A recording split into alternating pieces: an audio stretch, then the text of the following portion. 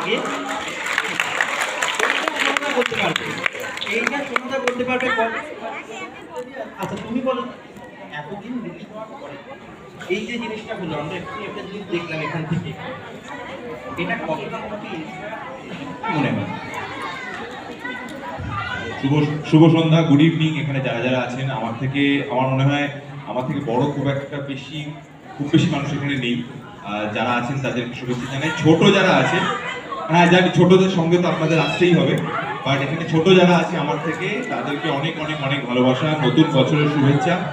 আপনাদেরও শুভেচ্ছা, ভালোবাসা। সোনাদা সবসময় আমার কাছে ভীষণ ভীষণ স্পেশাল।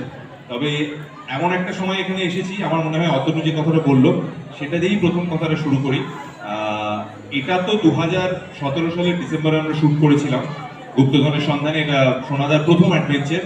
2018 সালের খুব সম্ভবত 27 বা 28 এপ্রিল রিলিজ করেছিল। তারপরে বেশ কিছুটা সময় চলে গেছে, তবে একটা দারুণ সময় আজকে দাঁড়িয়ে আছে, কারণ আজকে 26 জানুয়ারি অত্যন্ত গুরুত্বপূর্ণ একটা দিন আমাদের দেশের জন্য।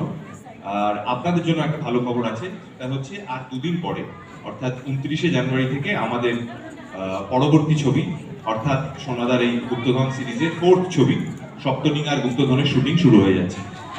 কারণ অনেকেই আপনারা অনেকদিন ধরে জিজ্ঞাসা করছিলেন যে সোনাদা কবে। এবার 4 বছর পরে সোনাদা ফেরত আসছে, কারণ 2022-এ কর্ণসুবর্ণের গুপ্তধন রিলিজ করেছিল। হ্যাঁ, 2026-এ রিলিজ করবে, কিন্তু রিলিজের এক্সাক্ট টাইমটা এখনো ঠিক হয়নি। তবে প্রথমেই বলি, আমি এখানে এসেছি এতটা ভালোবাসা পেয়ে একটু নিজেকে অপরাধী লাগছে, কারণ সোনাদা তো একা কোথাও যায় না, সঙ্গে আবিল্লালা ঝিনুকও থাকে, তো ওরা দুজন এখানে নেই।